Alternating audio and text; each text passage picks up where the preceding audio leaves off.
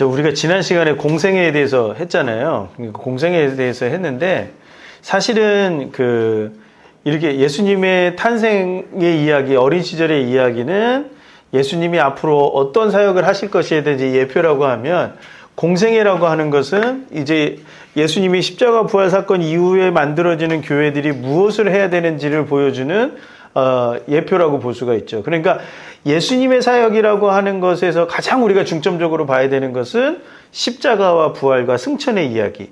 이 이야기가 예수 그리스도의 시대이기는 한데, 저는 어디로 분류했냐면 교회와 선교의 시대로 분류했거든요.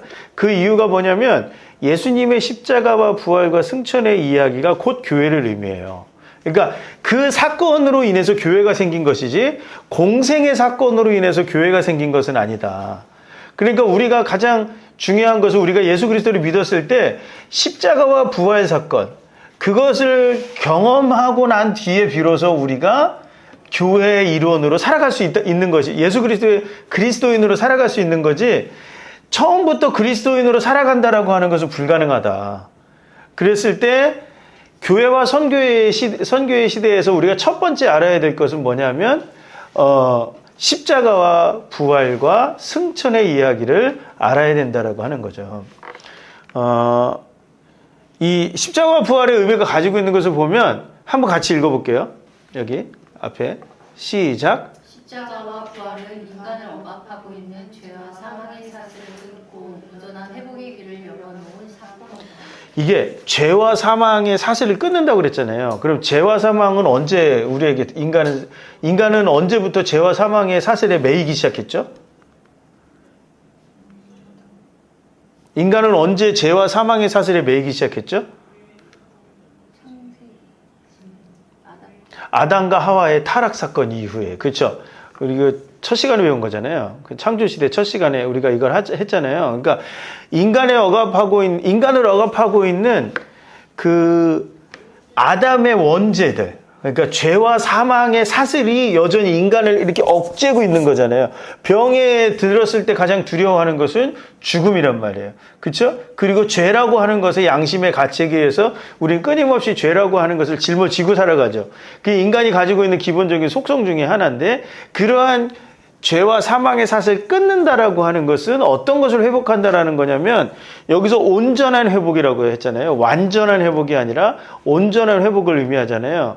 이것은 어떤 거냐면, 그 에덴 동산에서 하나님이 아담을 새로 만드셨을 때, 아담을 창조하셨을 때 그 인간의 모습을 온전히 회복하는 거예요. 근데 문제는 뭐냐면, 온전하다라고 하는 것은 이 형체를 유지하고 있다라는 의미거든요. 완전한 것이 아니라 온전한 거예요. 그러니까 온전하게 되었을 때 비로소 뭔가를 우리가 살아갈 수 있다라는 것을 의미하죠. 그래서 우리가 장애인과 비장애인 구분할 때, 장애인들이 어떤 것을 원하냐면 완전한 걸 원하는 게 아니거든요.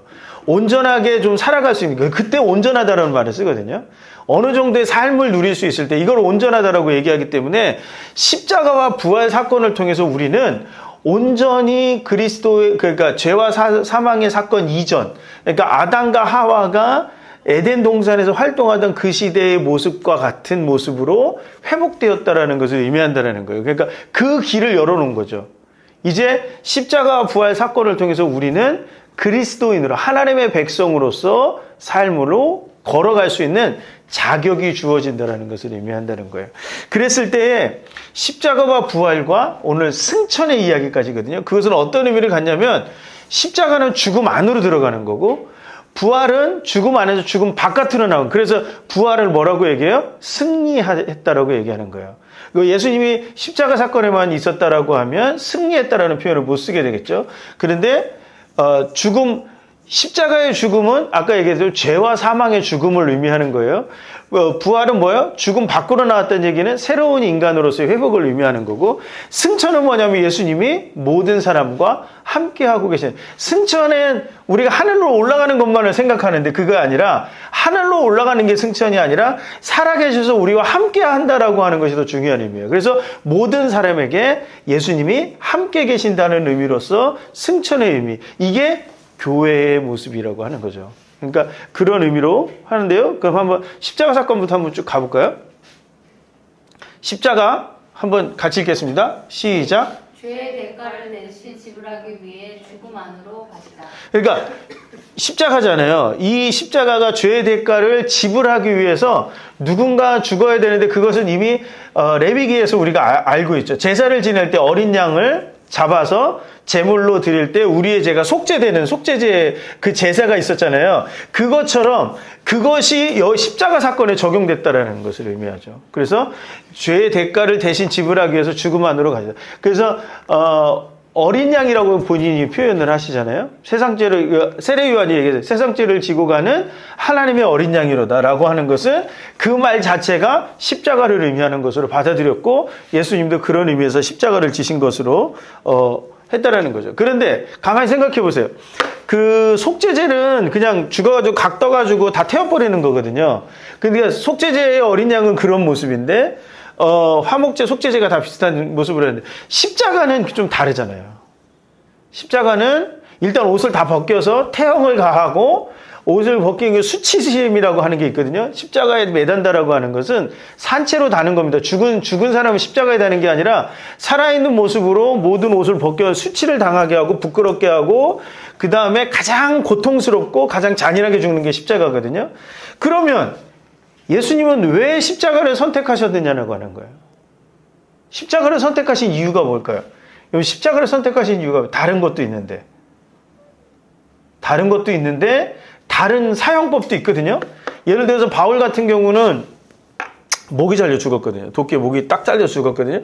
그런데 그런 방법도 아니고 왜 굳이 가장 대역죄인들이 당하는 이방의 대역죄인들, 그러니까 로마 사람들에게 십자가형이 안 일어납니다.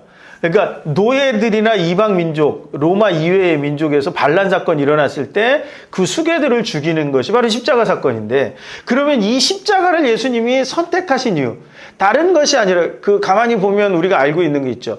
뭐냐면 유다가 잡혔을 때 그리고 재판정에서 예수님이 침묵하신단 말이에요. 유다의 밀고로 잡혔을 때 예수님이 침묵하시죠. 그 얘기는 십자가형을 받아들이신다는 얘기거든요. 그러면 변론을 하고 십자가 아닌 다른 형벌을 받을 수도 있는 거예요. 왜냐하면 이게 죽을 죄가 아니니까. 좀 이따 살펴보겠지만. 그런데 십자가를 받아들이시는 이유가 뭐였을까라고 하는 거예요. 한번 생각해 보셨어요? 십자가를 받아들이셨던 이유. 이게 어떤 거냐면 완전한 죽음을 의미했다라는 거죠. 그러니까 예수님에게는 뭐가 중요했냐면 완전한 죽음이 필요한 거예요. 그 완전한 죽음을 통해서 그 완전한 죽음이 어떤 거냐면 다시 죄와 사망의 그림자를 완전히 죽이는 것도 의미가 있지만 어떤 거예요? 불안과 염려와 분노, 굶주림, 병드는 것, 실패, 고독, 이렇게 수없이 몰려오는 인간에게 다가오는 그 인간을 두렵게 하고 괴롭게 하고 좌절하게 만드는 것, 이런 모든 것들을 어디에다가 못 박아버린다는 거죠. 십자가라고 하는 것을 완전히 죽여버리는 거예요. 그러니까 십자가는 뭐예요? 완전한 죽음이에요. 그래서 성경에 표현되었을 때 예수님이 어떻게 돌아가시죠? 물과 피를 다 쏟으셨다라는 거. 그러니까 마지막에는 어떻게까지 해요? 이게 원래는 그렇게 안 하거든요. 완전히 죽었는지라고 해서 옆구리에 창을 박아버리죠. 그러면서 피가 모든 것들이 다 빠져나와서 죽는 거거든요. 원래 십자가는 그 상태에서 그냥 죽어요. 그냥 며칠 동안 있다가 죽는 거예요. 그래서 독수리라든가 이런 것들이 눈을 파먹고 까마귀들이 그렇게 해서 그 시체를 뜯어먹는 거거든요. 그거를 그냥 보여준단 말이에요. 완전한 죽음을 의미하는 거라는 거죠. 그런데 십자가를 선택하신 것은 완전한 죽음에 초점이 맞춰진 거예요. 그러기에는 너무 가혹한 연결이라는 거예요. 우리가 볼 때는. 그러나 예수님은 그렇게 완전하지 않으면 이 하나님이 본인에게 아버지가 맡겨준 사명을 감당할 수 없다고 보시는 거고, 이것을 통해서 비로소 어떻게 되죠? 인간이 구원을 얻을 수 있다라, 인간을 구원할 수 있다라고 하는 것을 예수님이 결단하신 거라고 볼 수 있다라는 거예요. 예수님이. 그러면 십자가가 좀 달라지죠. 십자가가. 그래서 이 십자가는 뭐예요? 화려한 게 아니에요. 그러니까 중세교회하고 동방정교회가 십자가를 굉장히 화려하게 만든다고요. 막 십자가가 막 보석으로 박혀 있고 하는 그런 십자가는 사실은 십자가의 의미를 왜곡하고 있는 거죠. 십자가는 절대 화려한 게 돼서는 안 돼요. 화려한 것은 어떤 것이 화려해질 수 있죠? 부활 사건이, 그죠? 승리하는 거기 때문에. 아니, 죽음을 의미하는데 어떻게 화려한 죽음이라는 건 있을 수가 없는 거거든요. 그렇지 않습니까? 화려한 죽음은 있을 수가 없는 거예요. 사실 요거 캄보디아의 어떤 그 선교사님이 고무나무로 만든 십자가거든요. 아무것도 없잖아요. 아무 장식도 없잖아요. 그죠? 저는 이런 게 좋아요. 십자가를. 그래서 옛날에 그 예수원의 대천덕 신부님이 나무로 만들어서 완전히 이렇게 그냥 데워놓는 십자가를 이렇게 허름하게 만드신 거 있는데 저는 그런 걸 굉장히 좋아했거든요. 그래서 어떤 목사님들은 교회에다 걸 십자가를 그렇게 만들어서 가지고 오시는 분도 있어요. 근데 문제는 뭐냐면 그 자기가 만들어서 가져오면 되는데 너무 비싸게 주고 사서 오신다라는 거죠. 그러니까 십자가는 그런 의미로서 예수님이 결단하셨다는 거예요. 그런데 어떻게 돼요? 십자가는 사탄의 세력이 가지고 있는 유일한 허점이었다는 거예요. 왜냐하면 사탄의 입장에서 가만히 보세요. 예수님의 하나님의 아들이야. 하나님의 아들을 죽이면 끝난다고 생각했을 거 아니에요. 그렇죠? 그러니까 예수님이 죽으면 사탄의 승리처럼 여겼다라는 거죠. 그런데 이게 만약에 어린 양의 죽음이라고 하면 사탄은 뭐 하는 거죠? 실패하게 되는 거예요. 그러니까 사탄의 딜레마가 여기 있는 거죠. 안 죽이면 더 많은 예수님의 사역이 이루어질 것이고 그러면 사탄도 지게 되는데 예수님 스스로 십자가를 결단하고 가셨다? 죽일 수도 없고 살릴 수도 없는 딜레마가 사탄의 딜레마라는 거죠. 그런데 어떻게 됐어요? 그 희생하는 것을 사탄은 막을 수가 없었다는 거죠. 왜? 사탄의 조종에 의해서 이 십자가 사건이 만들어졌기 때문에. 그러니까 그거를 물릴 수도 없는 거죠. 그러니까 그래서 패션 오브 크라이스트 지난 시간에도 말씀드렸죠. 패션 오브 크라이스트 맨 마지막 장면에 사탄하고 예수님의 그 싸움이라고 하는 것들을 묘사하는 이유가 바로 여기서 있는 거예요. 사탄은 자기가 승리한 줄 알았는데 십자가에서 완전히 숨을 끊는 순간 사탄이 부릴 수 있는 무기가 뭐죠? 죄와 사망의 두려움이거든요. 죄 짓는 것에 대한 두려움, 사망에 대한 두려움. 그래서 인간성을 상실해버리고 짐승과 같이 되어지는 그 인간의 모습을 만들어내는 게 사탄의 요구사항인데 이제 이거를 통해서 그게 뭐예요? 그게 사라져버린 거죠. 인간을 비인간적으로 만드는 거, 두려워하게 만드는 거, 좌절하게 만드는 거, 분노하게 만드는 그런 모든 것들을 어떻게 해요? 죽여버렸다라는 거죠. 그러니까 사탄의 도구가 사라져버린 거예요. 그러니까 사탄이 십자가는 사탄의 허점일 수밖에 없는 거예요. 그러니까 생각해보세요. 우리가 예수 그리스도의 십자가를 기도 중에 만났어. 그래서 십자가의 은혜를 경험했어. 그것은 뭐예요? 사탄이 더 이상 우리를 공격할 수 없게 된다는 거죠. 그러니까 드라큘라가 뭐를 무서워해요? 십자가를 무서워해요. 그게 맞는 거라니까요. 그런데 문제는 보이는 십자가가 중요한 것이 아니라 우리 신앙의 고백으로서의 십자가가 중요해요. 드라큘라가 나를 여기 물으려고 해요. 그게 왜 두렵냐는 거예요, 우리가. 그렇죠.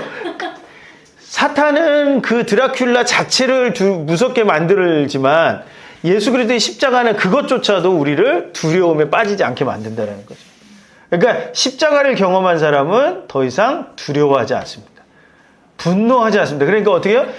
기도 열심히 하고 난 다음에 잠깐이라도 참을 수 있게 된다는 거죠.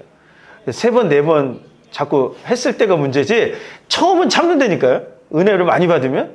근데 이제 문제는 뭐 사탄은 그래? 네가 한번 참았어? 계속 찔러보는 거죠. 십자가를 붙잡는 것은 그래서 중요하다는 거죠. 제가 예전에 군대 있을 때 대대교회 목사님이 연대교회 목사님이 침례교회 목사님이셨는데 그 남자들이 20대 초반에 가면 성적으로 굉장히 민감하잖아요. 그러니까 그런 것 때문에 한 가지 팁을 알려주시는 기도할 때마다 예수의 피라고 하는 것을 했다는 거예요. 그러니까 예수의 피를 붙잡으면 그거를 이길 수 있다. 그래서 기도할 때 예수의 피 그것만 외쳐라 그랬거든요. 그러니까 십자가는 뭐예요? 그런 욕망과 분노와 두려움과 좌절을 온전히 이길 수 있는 힘을 가지고 있는 것이 십자가의 능력이다 이렇게 말할 수 있는 거예요. 그래서 십자가는 그런 의미가 있고요. 그 다음에 고통의 대가 없이는 생명을 얻을 수 없다라는 거. 근데 그 고통을 누가 대신 지셨다는 거예요? 예수님이 대신 지셨다라는 거죠. 그 고통이요. 아마 회개를 해보신 분들은 아실 거예요. 이게 막 회개가 올라오기 시작하면 막 견딜 수가 없어요. 그렇죠? 안 해보셨습니까? 이게 막 몸을 진짜 굴러다니고 막 견딜 수가 없는 거예요. 그 죄책이라고 하는 것 때문에. 죄책감 때문에 막 내가 견딜 수 없는, 저도 막 떼굴떼굴 굴러다니고 막 5만 가지 내가 지었던 죄들, 성경에 비춰서 죄가 됐던 모든 것들을 다 끄집어내서 하나님이 주시는 것 같은데, 근데 그거를 막 견딜 수가 없는 거죠. 그런데 언제 그 고통이, 죄책감이 사라져요? 예수님의 십자가가 보이는 순간에 사라지더라는 거예요. 그런 것들에 대해서 얘기하죠. 40일 기도 때 이미 보여주셨죠. 그렇죠? 사탄과의 대결에서 승리하는 거. 그리고 예수님의, 아까 그랬죠. 완전히 죽어야 된다는 거. 뭐 때문에? 인간의 본성이 그만큼 타락했기 때문에 인간이 완전히 죽어야 돼요. 그래서 원래 세례는 그래서 어떻게 해요? 물속에 들어가 죽는 거예요. 물속에 들어가서 완전히 잠겨서 완전히 죽어야 돼요. 그리고 나서 나올 때 비로소 새로운 인생으로 태어난 거. 십자가의 사건과 부활의 사건을 세례라고 하는 의식을 통해서 표현하는 거거든요. 그러니까 여러분들 십자가는 세 가지를 여러분들 기억하십시오. 생명을 얻게 하는 방법이고, 사탄의 가장 큰 허점이고, 그 다음에 완전한 죽음이다. 내 인간의 본성에, 타락된 인간의 본성에 완전한 죽음이, 완전히 죽어야 돼요. 근데 스멀스멀 다시 올라온다는 얘기는 뭐죠? 내가 완전한 그리스도인으로서 내 안에 자리 잡지 못했기 때문에 그런 거예요. 분노가 올라오고 두려움이 올라오고 우울해지고 중독에 빠지게 된다는 건 뭐예요? 완전한 그리스도인으로서 우리가 온전하게 회복되었지만 완전해지지 못하는 거죠. 그러니까 우리는 끊임없이 완전해지기 위해서 어떻게 해야 돼요? 성령의 임재를 경험해야 된다라고 하는 것이 사도행전의 이야기입니다. 그러니까 이러한 모습들이 있다라는 거죠. 그리고 예수님이 두 번 재판을 받으셨어요. 가야바의 집에 가가지고 재판을 받으시고 또 누구한테 가죠? 누구한테 가죠? 빌라도한테 가죠. 왜 빌라도한테 왜 가죠? 대제사장이 재판을 했는데 그 당시에는 대제사장이 재판을 하더라도 아무것도 할 수 있는 게 없죠. 누가 해요? 로마의 총독이 하는 거죠. 그래서 두 개의 재판이었는데 종교재판, 가야바로부터 대제사장의 집에서 받았던 재판에서는 어떤 죄가 적용되었냐면 신성모독과 성전모독이라는 거예요. 신성모독이라고 하는 것은 어떤 거? 하나님의 아들이라고 하는 로 자신을 불렀다라고 하는 것이 신성모독이고, 또 성전모독은 뭐죠? 뭐 때문에 성전모독이 됐죠? 성전을 무너뜨리는데 3일 만에 내가 다시 지을 수 있다는 얘기를 하셨거든요. 성전에서. 내가 이 성전을 그 비둘기 채찍질을 하실 때 이 성전을 무너뜨려 3일 만에 내가 다시 성전을 지을 것이다. 이렇게 얘기를 하셨잖아요. 이게 성전을 모독했던 것으로 받아들여져서 이 두 가지 제목이 죄목이 들어갔다는 거죠. 근데 이 재판으로는 십자가를 갈 수가 없어요. 왜? 십자가라고 하는 거 로마의 총독이 직접 내리는 형벌이기 때문에 그렇다라는 거죠. 그 다음에 정치 재판에서는 이것도 말이 안 돼요. 유대인의 왕은 사칭한 거. 이게 반란죄라는 거. 근데 빌라도는 공식적으로 했죠. 나는 죄를 찾을 수 없다고 해서 손을 씻어버렸잖아요. 그런데 이것은 누가 이 제목을 씌운 거죠? 여론 재판을 한 거죠. 그 사람들이 십자가로 그러니까 반란죄로 처벌을 해버렸다는 거예요. 그 사실은 빌라도는 좀 억울한 면이 있어요. 자기는 손을 씻었거든요. 이건 내 죄가 아니라고. 근데 우리는 맨날 고백하잖아요. 본디오 빌라도로 인해 가지고 재판 십자가에 가신 걸로. 왜? 최종 재판의 결과는 결국 누구에 의해서? 빌라도에 의해서 결정됐기 때문에 그런 거예요. 아니 여론이 막 했다고 하더라도 아니야 그냥 내보내 그랬으면 끝나는 거거든요. 그게 총독의 권한인데 유대 사람들, 그래서 그 예수님의 십자가 영화를 보면 빌라도가 생각보다 선한 사람으로 등장합니다. 생각보다 무능한 사람은 아니고 정치적으로는 완벽한 사람이죠. 왜냐하면 소요가 일어날까봐 그 사람들을 무마시키기 위해서 한 사람을 희생시킨 거니까. 그러니까 그렇게 볼 수 있는 거죠. 그런데 그 안에는 얘기하죠. 이 사람은 비범한 사람이라고 보는 거죠. 이 사람은 평범한 사람이 아니라 비범한 사람이기 때문에 이 사람을 살려줘야 된다. 꿈속에서 자꾸 그런다고 얘기를 하는 거죠. 그러나 아무튼 정치재판의 제목은 어떤 거였어요? 유대인의 왕을 사칭하는 거. 그런 걸로 나왔다는 거죠. 우리가 성경 공부할 때 가장 좀 많이 아셔야 되는 게 뭐냐면 가상칠언이거든요.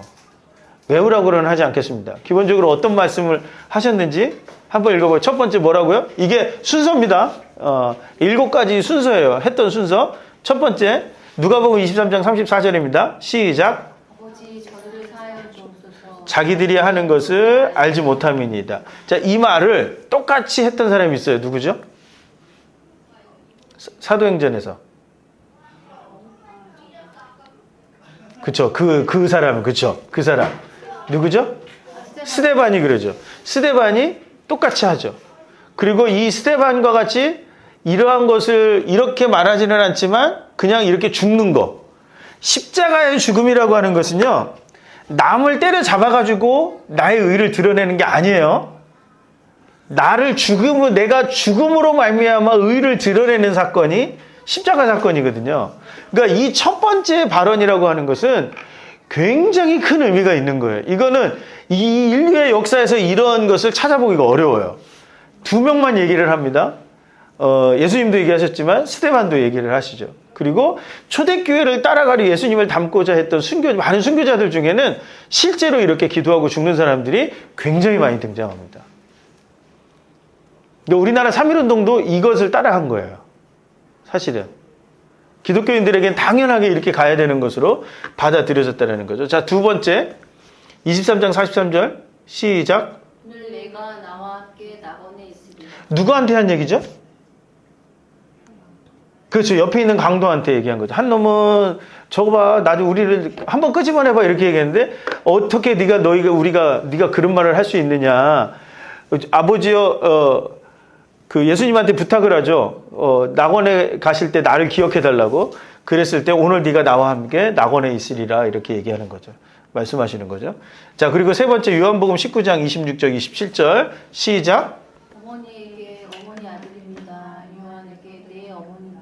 예, 이게 밑에 누가 있는 거예요? 마리아가 있는 거죠. 마리아가 있고 이 사도 요한이에요. 사도 요한이 같이 있으니까 어머니 아들입니다. 이렇게 얘기를 하시는 거고 요한에게 내 어머니라 얘기는 네가 어머니를 모셔달라고 부탁을 하는 거죠. 그 예수님의 부탁이 있고 그리고 가장 잘하는 게 네 번째 발언입니다. 마태복음 27장 46절 시작. 엘리 엘리 라마 사박다니 나의 하나님 어찌하여 나를 버리시나이까. 예, 이거는 우리가 너무 잘 알죠. 그래서 이 이야기는 여기서 나는 건가요? 물 빠지는 소리예요. 이 엘리 라마 사박다니 이 말은 시편에 나와 있는 것을 예수님이 읊으신 거죠. 나의 하나님 어찌하여 나를 버리시까. 이게 어떤 소리로 들리세요? 절규예요. 최고의 고통이 엄습한 거예요. 도저히 견딜 수가 없는 거죠. 그래서 이게 다 이거예요. 다섯 번째 요한복음 19장 28절 시작. 내가 목마르다. 이게 같은 의미예요. 최고의 고통이 이르렀을 때. 그런데 해용에다가 이렇게 그 우슬초에다가 뭐를 바르죠? 그 물을 적셔서 이렇게 줬더니 예수님 그것도 안 받으시죠. 왜? 완전히 죽어야 되기 때문에. 완전히 말라야 죽어야 되는 그 고통이에요. 그거를 지금 이기시고 계시는 거라는 거죠. 저는 어떨 때는 욥이 이랬어야 되지 않나 그런 생각을 해요.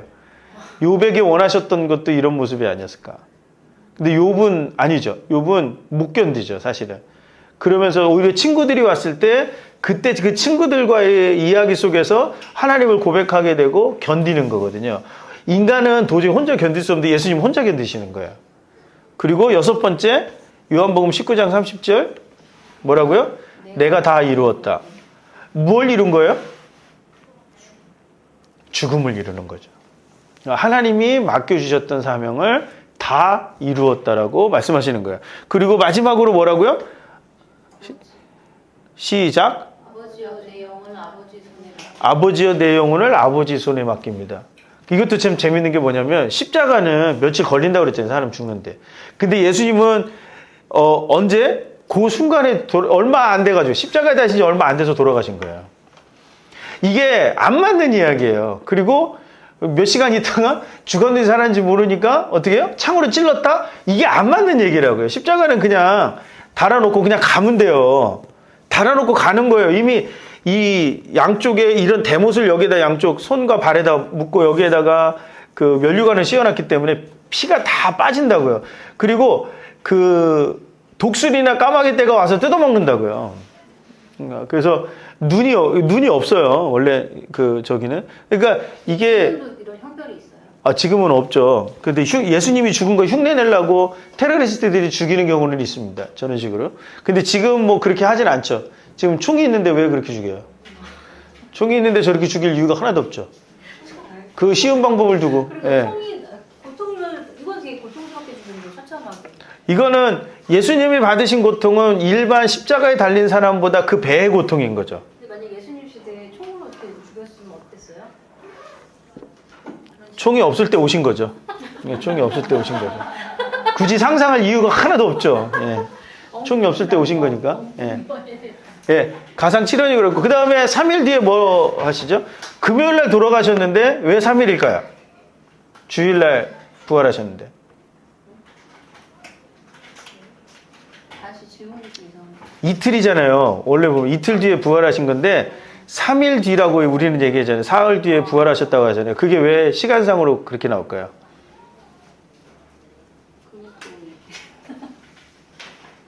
모르겠어요. 이게 그 유대 시간 개념에서는 하루 이틀 사흘이에요. 그러니까 우리는 다음 날부터 하루 이틀로 보잖아요. 근데 유대인의 개념에서는 하루 이틀 사흘이에요. 이해가 되시죠? 그렇게 해서 사흘 만에 부활하신 거예요. 나흘은 어떻게 돼요? 죽은 지 하루 이틀 사흘 나흘. 누가? 나사로가. 그렇죠? 나흘이니까 3일장을 우리가 지내잖아요. 그러니까 나흘이면 썩기 시작했을 때 나사로가 부활한 거고, 예수님은 3일 동안에 부활했을 때는 이제 막 썩어 들어가기 시작했을 때 예수님이 부활하셨다라는 거죠. 그러니까 예수님이 온전한 몸을 유지할 수 있는 거죠. 아직 썩지 않으셨을 때 몸이니까. 그런 것을 얘기한다는 거예요. 그 부활은 어떤 의미라고요? 시작. 사생을 알리는 천년. 새로운 탄생을 알리는 천년명. 예수님이 굳이 부활하실 이유가 있을까요? 인간으로 다시 태어나실 이유가 있었을까요? 필요 없어요. 예수님이 완전한 하나님이라고 보면 이거는 필요가 없는 거죠. 왜? 부활하지 않으셔도 말씀하실 수 있는 거고, 부활하지 않으셔도 언제든지 성령의 역사를 통해서, 아니 오순절 바로 오시면 되잖아요. 근데 왜 굳이 부활하셔서 제자들에게 나타났느냐라고 하는 거예요. 뭐라고요? 새로운 탄생이 이렇게 이루어질 거라고 하는, 온전한 거죠. 죄 없는 온전한 의인의 모습으로 다시 거듭난다라고 하는 것을 예수님이 친히 보여주셨다는 거죠. 그런 것을 의미하는 거예요. 우리가 예수 그리스도를 믿게 돼서 은혜로 충만했을 때 그 모습이 바로 부활의 승리의 모습이라는 것을 우리가 기억할 필요가 있습니다. 그러니까 그런데 또 우리가 세상으로 넘어가면 우리는 또 연약해가지고 죄의 속성이 여전히 남아서 하나님보다는, 하나님의 그 거룩한 모습으로 살아가기보다는 세상의 모습으로 살아가는 것들이 더 많죠. 그건 왜 그래요? 하나님이 나와 떨어져 있다라고 믿는 그 믿음 때문에 그런 거예요. 그래서 승천까지 가야 되는 거죠. 그 탄생을 보면 부활은 십자가의 죽음의 결론이자 마무리예요. 그러니까 십자가의 죽음은 무엇으로 결론되어져야 돼요? 부활로 결론되어져야 돼요. 죽음으로 끝나는 건 굉장히 고통스러운 거예요. 그렇죠. 죽음은 고통스러운 거예요. 우리가 회개할 때 고통스럽다고 아까 말씀드렸잖아요. 그 고통이 만약에 십자가만 있고 부활이 없다 그러면 우리는 계속 죄에 대한 그 두려움 때문에 고통스러워야 돼요. 내가 지은 죄 때문에 고민해야 되고, 내가 했던 것들 때문에 번빈하게 되고 고뇌하게 된다는 거죠. 그런데 부활의 기쁨이 있어요. 그럼 어떻게 돼요? 비록 내가 죄를 지었다 할지라도 예수님을 통해서 내가 새로운 삶을 얻었기 때문에 기쁨과 즐거움과 감사로 갈 수 있는 거죠. 그러니까 오늘 설교했던 것처럼 고난이 오더라도 어떻게 돼요? 내가 고난 가운데서도 기뻐하고 감사할 수 있는 길이 열리게 되는 거예요. 그러니까 우리의 신앙에 있어서 십자가와 부활은 그런 의미를 갖고 있다라는 거죠. 그리고 예수님의 부활은 언제 예고가 됐어요, 이미? 그 순환에 대한 예고 있을 때마다 부활이 반드시 있을 거라고 예수님이 계속해서 말씀해 주셨다라는 거, 예수님의 말씀대로 이루어졌다라는 거, 그것이고요. 부활은 완전한 부활이에요. 그러니까 십자가가 완전한 죽음이었던 것처럼 부활도 완전한 부활이라는 거죠. 그래서 그 중간에 사건들이 있어요. 예수님이 죽었는지 안 죽었는지, 이러한 것들에서 나오는 사건들이 예수님의 완전한 죽음을 우리에게 알려준다고 하면, 예수님이 완전히 부활하셨던 장면은 뭐냐면, 유령은 음식을 먹습니까? 안 먹습니까? 그렇죠? 그런데 예수님이 제자들과 친히 식사를 함께 하셨다라고 하는 장면. 그리고 결정적으로는 뭐예요? 의심 많은 도마와 같이도, 그렇죠? 도마가 예수님의 상처 부위를 직접 찔러보고 확인했다는 거죠. 그래서 어떤 전설이 남아있어요. 예수님이 그 도마가 어디로 가서 선교했냐면 인도 가서 선교했거든요. 그때. 근데 도마가 잔혹하게 순교를 당했습니다. 근데 이 예수님을 찔렀던 이 손가락이 오랜 기간 동안 남아있었다고 하죠. 그래서 그런 전설이 좀 있습니다. 그래서 도마교회에서 인도에는 아직까지 도마처치가 남아있어요. 세인트 도마처치가 남아있어서 요거는 영국으로부터 받은 그 선교의 결과물이 아니라 자생교회예요. 그 도마의 시대부터 있었던 자생교회가 아주 작은 지역에 있었는데 한 군락을 이뤄서 남아있었는데 아무튼 그런 전설이 있어요. 손가락에 남아있다. 지금까지도 남아있다라는 얘기가 있었는데 확인은 되지 않습니다. 예. 그리고 예수님은 부활하시고 나서 8번 나타나셨다라고 성경은 기록하고 있습니다. 그리고 부활하신 주님이 제일 먼저 했던 인사는 샬롬이에요. 평안하뇨? 이렇게 물어보는 거죠. 평안하뇨? 이렇게. 그 무슨 얘기예요? 예수님이 평안하신 거죠. 그러니까 이게 저는 굉장히 의미가 있다고 생각해요. 평안하뇨? 물어보시잖아요. 우리가 은혜를 받고 나면 우리의 평안, 우리에게 다가오는 평강이 있거든요. 그 부활은 우리에게 그런 평안함을 준다라는 거예요. 그래서 부활은 어떻게? 분노하지 않아요. 부활은 부활을 하는 사람들은 감정이 격해지지 않아요. 그러니까 온전해지고, 그 온유함을 유지할 수 있게 되는 거죠. 그것이 부활 사건을 통해서 우리에게 다가오는 메시지라고 하는 겁니다. 승천이에요. 저 그림은 그냥 MS에서 올려준 그림인데 의미가 좀 있어요. 그렇죠? 승천은 뭐라고요? 같이 시작. 그러니까 예수님은 십자가 사건과 부활 사건이라고 하는 그 지역적으로 어느 지역을 중심으로 일어난 사건이에요? 이스라엘, 그 팔레스타인, 그쵸? 예루살렘. 그쪽으로 한정되어져 있잖아요. 갈릴리도 가끔 가시기도 하셨지만, 부활하시고 나서. 근데 십자가와 부활 사건은 예루살렘을 중심으로 해서 일어났던 사건이고, 지금부터 2000년 전에 일어났던 사건이라는 게 픽스되어져 있죠. 딱 고정되어져 있잖아요. 그런데 승천이라고 하는 것은, 하늘로 올라가셨다는 것을 많은 사람들이 봤다라고 하는 것은 어떤 거예요? 예수님이 시간과 공간의 개념을 뛰어넘어가셨다는 얘기예요. 그러니까 부활하신 예수님이 시간과 공간의 개념을 벗어나셨다는 얘기예요. 이 시간과 공간의 개념을 벗어났다는 얘기는 2000년 전에 예수님이 오늘 우리와 함께 계신다는 것을 의미한다는 거예요. 그러니까 승천은 역사적 사건이기도 하지만 실제적으로 영적으로 어떻게 돼요? 영적으로 우리와 함께 계신다는 것을 상징해서 보여주는 사건이 바로 승천 사건이라고 보시면 돼요. 그래서 재밌는 표현이죠. 주님의 승천은 그 당시 사람들에게는 이별이었으나 지금의 우리에게는 만남의 이야기라는 거. 그렇죠? 예수님의 제자들 120명이 모여가지고 승천을 받잖아요. 그 120명이 모여가지고 예수님과 이별을 한 거잖아요. 그런데 그 이별을 통해서 우리는 어떻게 돼? 예수님을 만나게 됐다는 거예요. 그래서 교회도요. 이별이 중요합니다. 이별을 통해서 또 다른 만남을 이어갈 수가 있게 되는 거예요. 그러니까 부활 사건은 그렇다는 것이고, 그리고 새로운 만남을 의미했을 때 그것은 또 어떤 것을 하냐면 성령을 통해서 만나고 교회를 통해서 만난다는 것을 의미한다는 거예요. 그때부터 교회가 뭐라고요? 이 승천 사건 이후부터 교회가 시작되는 거예요. 이 교회가 시작되는 이유는 결국 어떤 거죠? 십자가와 부활과 승천의 이야기를 선포하겠다라는 거예요. 그리고 예수님이 약속하시죠? 다시 오실 때까지. 주님 다시 오실 때까지 그 찬양이 있는 거죠. 마라나타의 주님으로 오실 것을 내가 다시 오리라고 말씀하셨거든요. 그러니까 그것을 사람들에게 알리는 거죠. 그러나 그 다시 오실 때라고 하는 것은 아까 그랬잖아요. 시간과 공간을 초월하신 주님이라고요.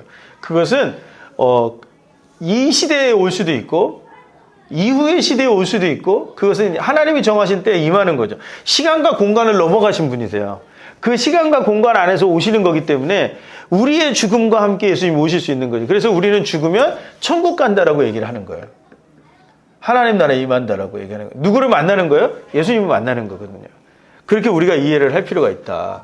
그리고 승천은 다른 거 다 필요 없이 뭐라고 예수님이 우리와 함께 계신다라는 것을 보여주신다라는 거죠.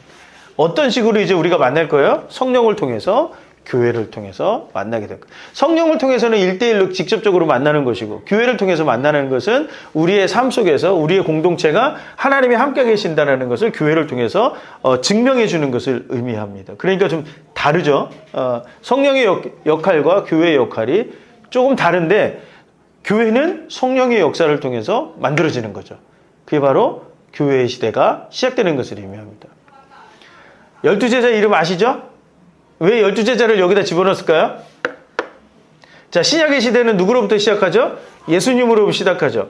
예수님으로부터 누구로 가요? 12제자, 초대교회 이렇게 가잖아요. 그러면 12제자의 이름을 알아야 돼요. 외우라고는 말을 하지 않겠습니다. 시험을 보지 않기 때문에. 그러나 알고는 있어야 되겠죠. 12사대의 이름은 이러하니라. 시작. 베드로라는 시몬을 비롯하여 그의 형제 안드레와 세데베의 아들 야고보와 그의 형제 요한, 빌립, 바르바나바의 도마와 세리마테, 알페오의 아들 야고보와 다데오, 가나나인 시몬과 가룟 유다. 그쵸? 그 시몬이 2명이고 야고보가 2명이에요. 그죠? 이 요한도 1명 있고. 근데 요한이라고 하는 이름은 사실은 헬라식 이름입니다. 그 베드로, 안드레, 세베대의 아들 야고보, 요한, 빌립과 바돌로메, 도마, 마테, 알페오의 아들 야고보, 다데오, 시몬, 가룟 유다. 이 12명의 마태의 마태복음에 나오는 12명의 이름인데요. 다른 복음에서는 바돌로메의 이름이 다르게 등장하기도 합니다. 나다나엘이라고 보기도 합니다. 그 나다나엘이 요한복음에 나오죠. 나다나엘이 그 바돌로메가 나다나엘일 가능성이 높다라고 얘기합니다. 아무튼 그래서 나온 이름일 수도 있고요. 12명의 사도로부터 시작되는 누가 빠지죠? 가룟 유다가 빠지죠. 예수님을 은 30장에 팔았으니까. 그리고 누가 들어가죠? 누가 들어가죠? 마띠아가 들어갑니다. 추첨해가지고, 그죠? 제비뽑기 해가지고 마띠아가 들어가죠. 마태 처음 들어봐요. 마태 처음 들어 낯설지네. 예. 어릴 때 이거 되게 많이 불렀는데. 사도행전 1장에 나옵니다. 예. 사도행전 1장에 나옵니다. 예. 그리고 그 제비뽑기에서 떨어진 사람이 있어요. 요셉이라고 하는 사람이 있는데 그 사람을 우리는 바나바라고 알려져 있습니다. 무슨 아시겠죠? 그 바나바가 나중에 바울과 함께 복음을 전하는 역할을 하잖아요. 그러니까 12제자에 들어갈 수 있을 정도의 신망을 얻고 있었던 사람이라는 거죠. 이 12제자로부터 시작되어지는 12제자지만 사실 120명이 교회를 시작하거든요. 그러니까 교회는 기본적으로 120명 모여야 돼요. 우리도 예. 아무튼 12명이 얘기하고 있어요. 예. 예. 얘기하지 마십시오. 교회의 시대 이렇게 해서 교회의 시대가 시작이 되는 거죠. 그러니까 십자가 부활과 승천, 그 다음에 성령의 임재를 통해서 교회의 시대가 시작되는데 위에 두 줄만 읽어보겠습니다. 시작. 성령의 강림으로 시작된 교회는 주님의 남은 사역을 감당하도록 위탁받은 것이다. 성령의 강림으로 교회가 시작되어져야 돼요. 성령의 임재, 하나님의 역사, 뜨거운 어떤 하나님의 붙드심, 이런 것들이 불같이 임하는 어떤 그런 마음들이 우리 안에 임할 때 교회가 온전히 교회의 사역을 감당할 수 있는 교회로, 하나님이 주신 사역을 감당할 수 있는 교회로 나갈 수 있다는 것을 의미한다는 거예요. 그러니까 초대교회를 보면 마음이 심란해져요. 이 땅의 많은 교회들이 과연 이러한 것을 추구하고 있는가에 대한, 그 교회 역사를 하는 저로서는 중세교회의 모습을 보면 이거하고 전혀 안 맞거든요. 그러니까 교회는 힘에 의해서, 돈에 의해서, 뭔가에 의해서 세워지는 교회는 의미가 없다. 그렇게도 볼 수가 있는 거죠. 설령 그렇게 세워졌다고 할지라도 반드시 무엇을 경험해야 돼요? 성령의 임재라고 하는 것을 경험할 때 비로소 교회가 교회다워질 수 있다. 이렇게 볼 수 있는 거죠. 교회의 시대는 4가지예요. 탄생과 성장, 그 1차 박해. 1차 박해는 주로 유대인들에 의해서 이루어집니다. 그리고 교회가 확장되어지는 것까지가 교회의 시대라고 하는 겁니다.